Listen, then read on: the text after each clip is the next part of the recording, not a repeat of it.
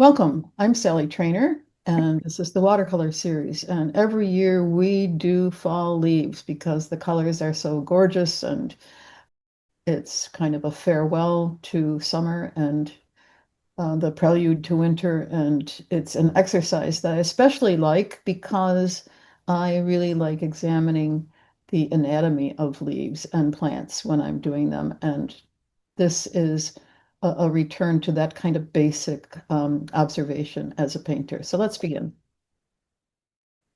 Okay, this is a branch from my Japanese maple that you see every year, actually. So that's what I'm going to be doing today. This is the second week of October, which is pretty much when we do this every year. And one of my joys is that I pretty much use the same tree because I own it and nobody's going to shoot me if I cut some things off of it. And it's a Japanese maple and it is always all year long. It's kind of multicolor, but it is actually green. And so it is tinged with red and it has red seed pods, the little helicopters, and it has red stems always on the leaves.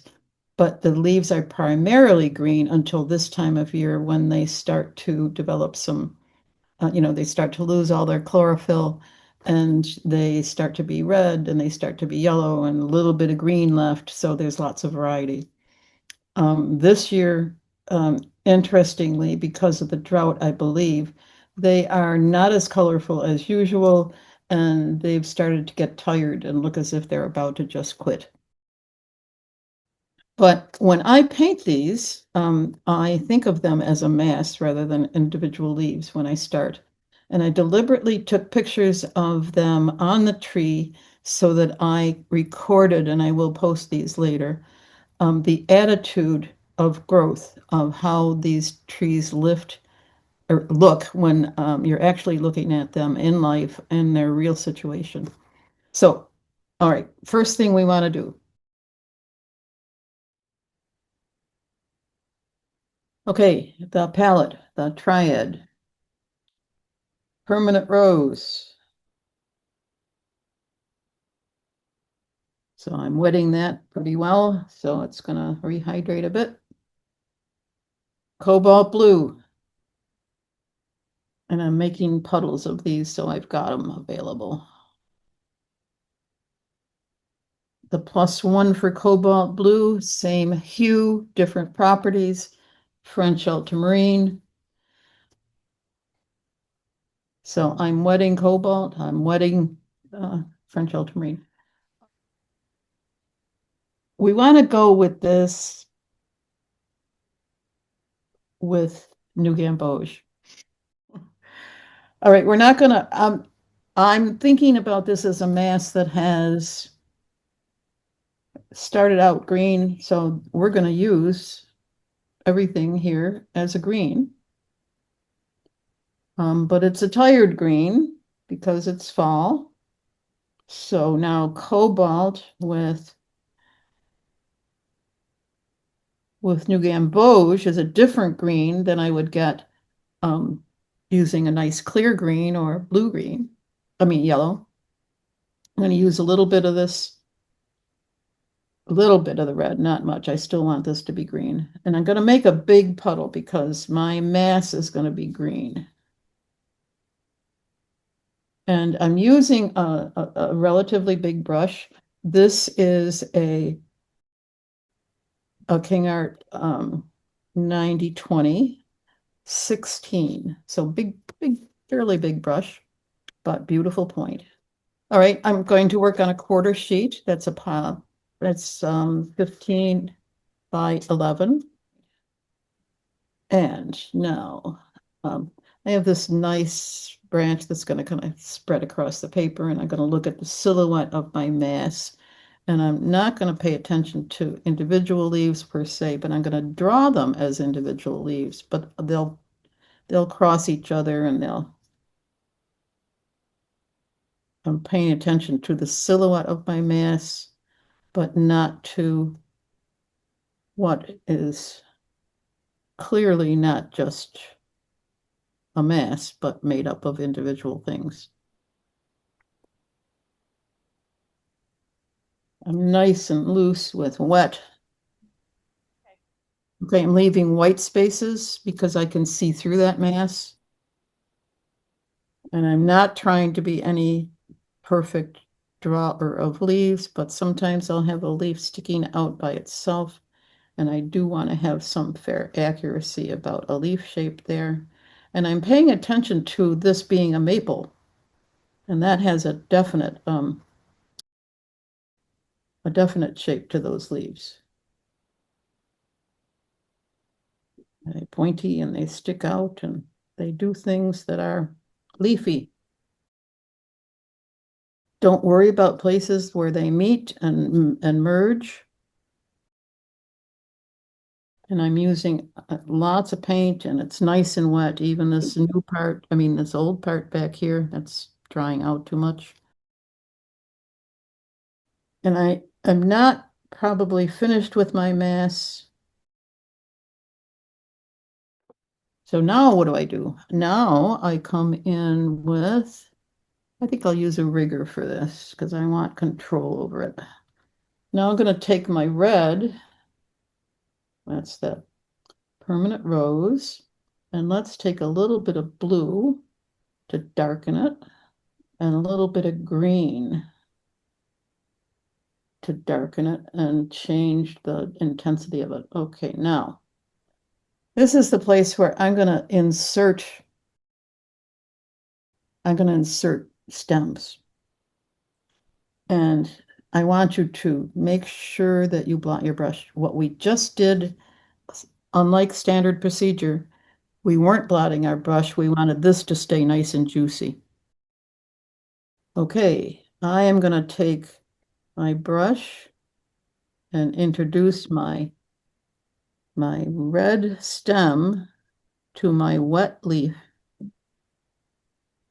I'm not sure where that's going to go yet, but it's probably going to come over here to behind this leaf because that's how the leaves cluster and the stems cluster. And the rule is you take your wet brush with the stem color and you introduce the brush to the leaf so that the color runs into that wet leaf.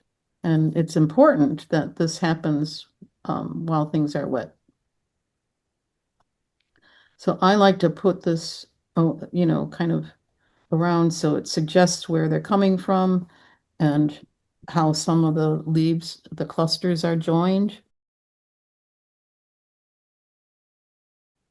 And sometimes you can't see much of it, but if you put these stems every once in a while, now you are imagining how they all come together.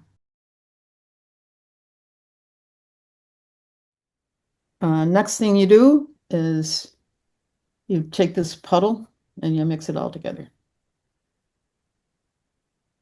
And now you're adding some of that lovely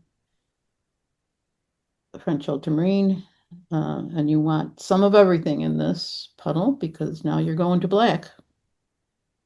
That means you need every one of your colors.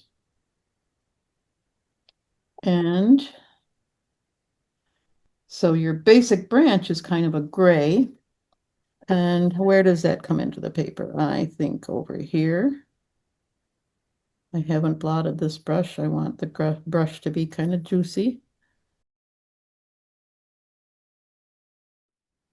And now here's the stem, and the stem has lived a life of vagaries and things happening to it. And it has little ticks coming off of it because it's had a rich life. I'm going to take this is my thirsty brush. I'm going to wick up some of that because it's too juicy to drop color into right now. But now This is the part I really, really enjoy.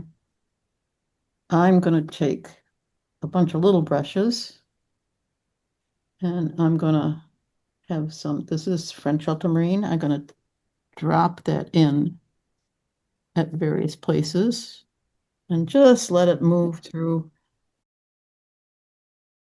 the gray that I've created the branch out of. Here's some yellow. This is that is the yellow that we use to make the gray. And let's see, I need to be able to drop some of the red in. So I do that. And now I have a very colorful branch coming in, but it's a little too colorful. So let's go back to our puddle and let's make it darker. So more pigment, all three. Got to be all three. Now it's closer to black. So brush, blot. So let's just drop some of that into all those colors that we've got going on. So now we have a branch that's very interesting. And while you don't ever see branches this interesting, it's really nice to see it on your paper. Okay, so let's come back now where other places we might see that branch, and we see it between, it's going to come in here.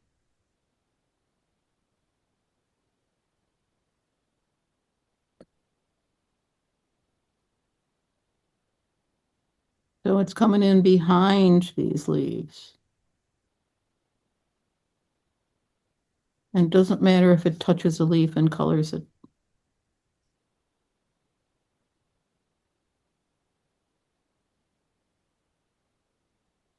Let's just drop in some color in those little branchlets that we can see part of. So I'm dropping in some blue. I'll drop in some yellow. Not so much yellow. And I'll drop in some red. I think I like that red. All right, where's that branch going? It's obviously going up here as well. It's going to branch off, as they say.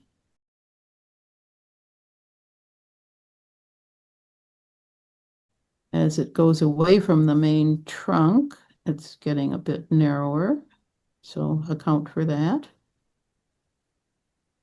And it ends over here someplace. All right, let's go back into it. Let's drop in darker stuff and the colors.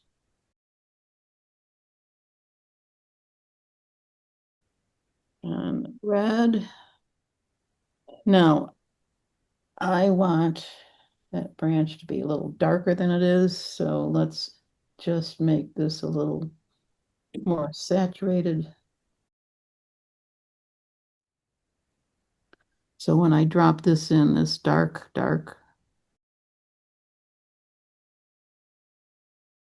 and over here, we can also do that. So we haven't accounted for this part of the branch down here. Come back to our big brush. This branch is coming down back here.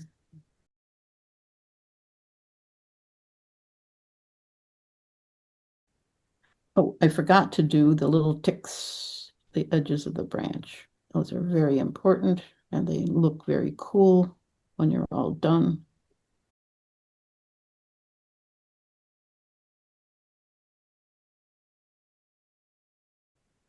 And there's some little leftover little branchlets coming off, and that's cool. Do that. Now come in with your fun little guys and drop in some color. So I've got some blue going on. Some red going on. And here's where the yellow gives you some interesting stuff happening.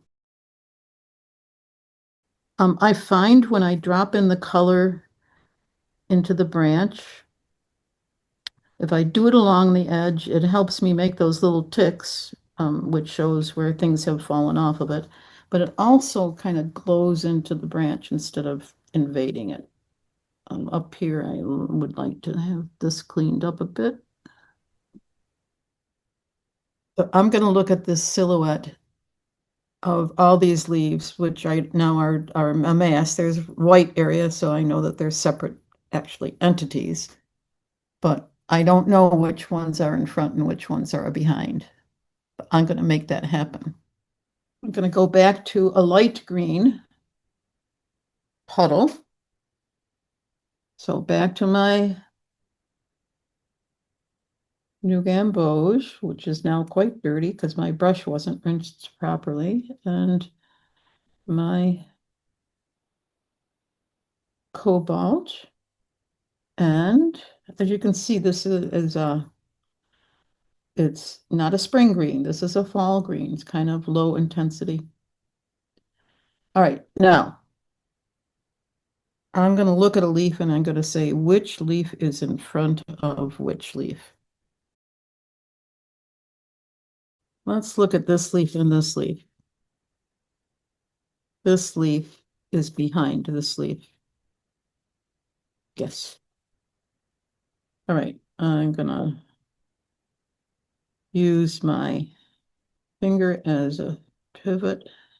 I'm going to paint around this leaf in front. Don't forget to blot your brush so you have lots of control. You don't want puddles, so if you're ending up with puddles, wick it up. You don't want the thing to spread too much. And you don't want to be using a lot of pigment here. But I am right up on the top of my brush. And we're doing negative painting on this back leaf.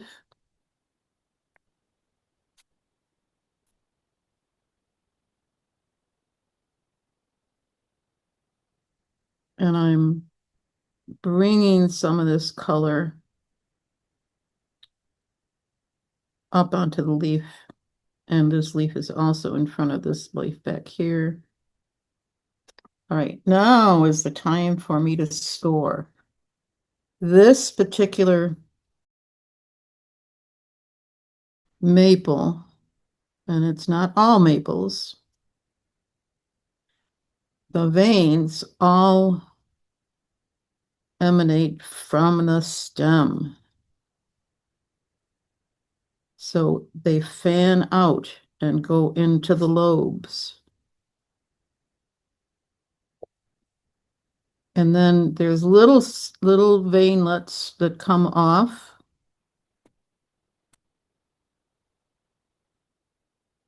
All right. Can you see which one is in front and which one is behind?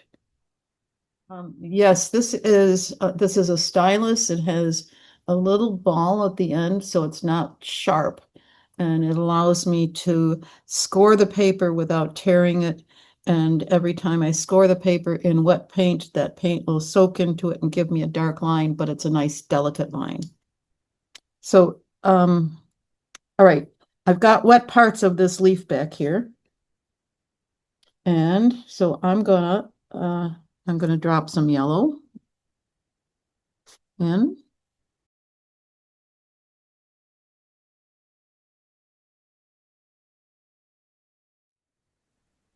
All right, I'm gonna now take a little cobalt and drop that into it. So now I'm turning this into a fall leaf. And the only part that's wet is the part that's what I painted negatively around this leaf, which is on top. And gotta have some red in there. Always blot your brush when you're dropping in color.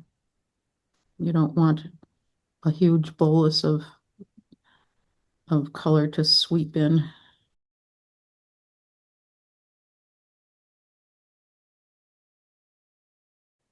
And because red is where we're really going with these leaves, you want to, that's the last color you drop in, and it's going to push the other colors out of the way. And I always like to, sometimes I need to lose edges, so I always like to have a thirsty brush that just has water in it to lose those edges. So now I've created this leaf as a leaf and back, and I can't work on this leaf until this leaf is completely dry.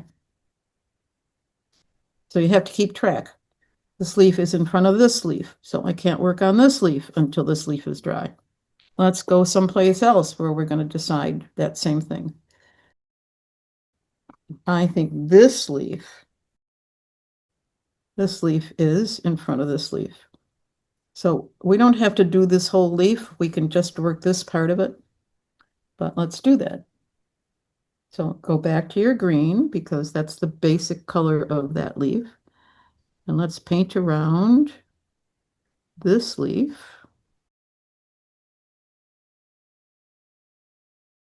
And maybe we'll just work on that particular lobe. So that particular lobe would have some veining in it, would have some drop-in color. And always go back to all three of your colors in your triad. But at this point, you're not using all equally because remember, we want to end up with red as the predominant color that is going to infuse this leaf. All right, now the final color I'm infusing this leaf with is red. And use gravity, make it flow through, be a graceful infusion of color in that leaf. Oh, these are so pretty. I like these. I have a wonderful time with these. So now I have things that are definitely in front and definitely behind. As this starts to emerge, and it's going to seem very hard to you when you start this process. How do I tell? How can I do that? How can I make sure what's in front and what's behind? Once you get going on a couple of leaves and put them in front of something, it's going to make sense to you. I think it does to me. I mean, to me, that's important. Okay, here's a leaf and here's a leaf. Which one is in front? The easy thing to do would be to do this one in front, but what the heck? Who cares about easy? I'm going to put this leaf behind this leaf. And it's going to be behind this leaf too, but I can't do the bottom of it. Well, I can start it. Okay, now, so I go back to my main puddle. Remember, we always start with green. That's how the leaf started out. And I'm going to paint behind this leaf. Blot your brush so you're not putting in a big bolus of paint. You are up on the tip of your brush, so you have control over the shape of what you're putting in.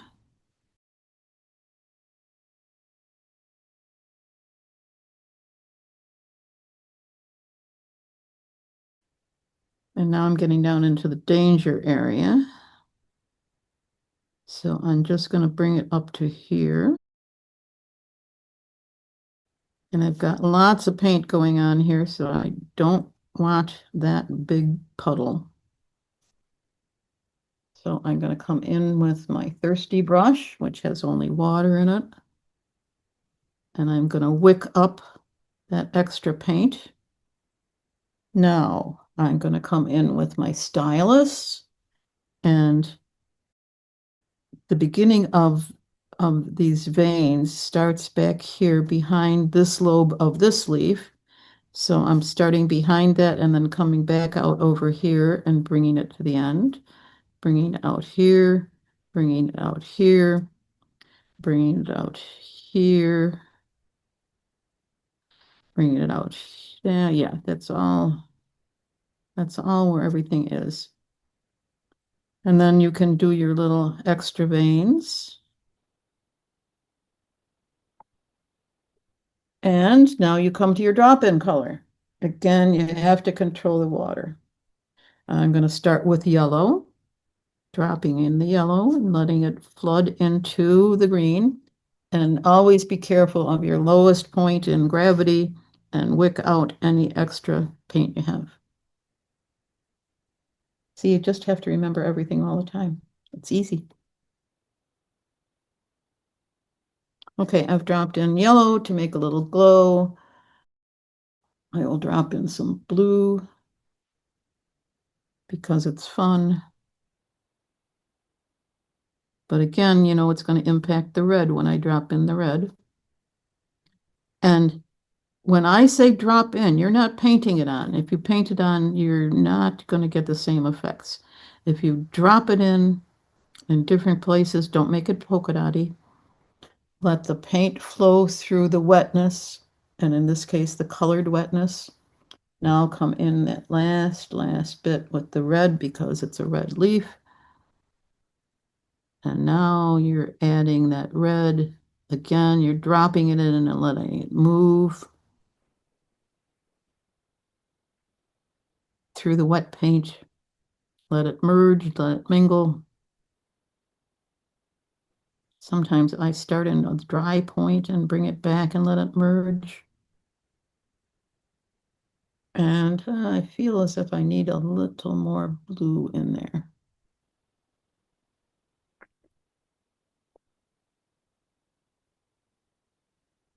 But you can see how that puts it behind this leaf and behind this leaf. I think you can see that. Okay. I need a leaf up here compositionally, and I need something coming into the space down here.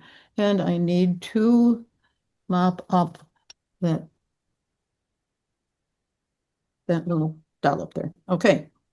All right. Now these are not going to be part of the silhouette of the mass of leaves that we started with. This is going to be, these leaves are going to be individual leaves that are off by themselves. And okay, up on the tip of your brush, I'm paying attention to a leaf that I'm very familiar with because I've painted it hundreds of times.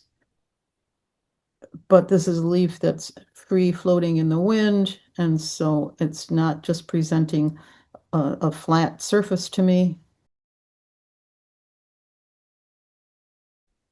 Every time I start my stroke, it's the thick part of the stroke, and I'm ending the stroke by lifting the brush slowly and ending, as I lift the brush, it gives me that refinement of stroke. And now remember, it has a red stem, and we want to do that while it's wet. And I always bring the pigment of the stem wet to the wet leaf. Always, always, always. Now that stem is going to have some place that it has to go eventually, but right now that's where it goes. Again, this buddy is going to go off the top of the paper.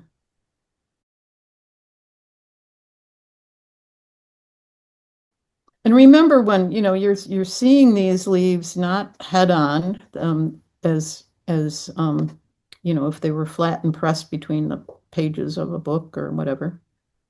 You are seeing them with all the things that happen to them as they undulate and move in the breeze and start to curl up as they dry and all those things. Obviously, that is just too much paint. And I just want that silhouette to be happening. So I'm wicking up that extra paint. And now we'll give it a stem.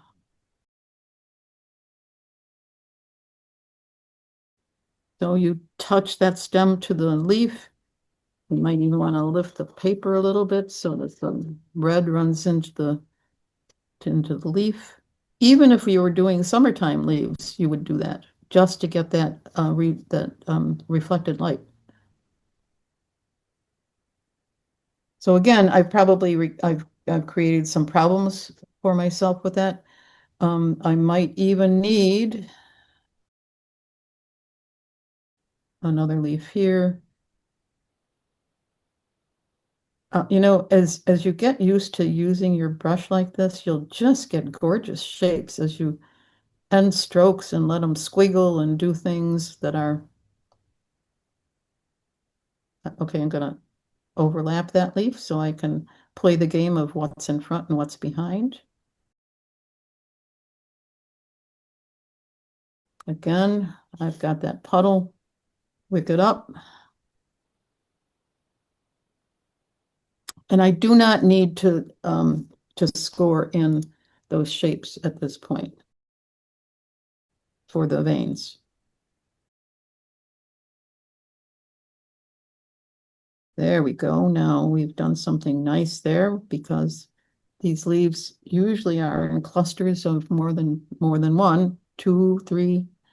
And so what they do is they cluster together before they attach to the branch. And now I also have that color introduced to my wet leaf. And the more I let it run and do interesting things, the happier I am. I can also, even at this point, introduce some color to that stem, the red stem. So that maybe registers some shadow. And do the same over here. Maybe where it goes behind that. Okay, so I've done something different. I don't like these parallel lines, but I can do something with that, and then I can put in other leaves back there. Okay, so now as we close out this day and look forward to our next session, I just want to show you kind of the differences between where things are in the process. These I've started to finish actually these back here. They started out like this. So they started out as just silhouettes. They are flat, two-dimensional. The exterior shape is very important. The interior shape hasn't much going on in it. Now I've given this character by adding color, by adding shadow, by adding the veining and the characteristic veining, which starts from the stem and fans out into the leaves. And now it is this one and this one. These are behind this one. This leaf is in front of this one. Um, I haven't quite figured out what happens here yet, but something will be in front and something will be behind. So at this point now, you go leaf by leaf to differentiate them, separate them out, and turn them into real things instead of just little silhouettes of things.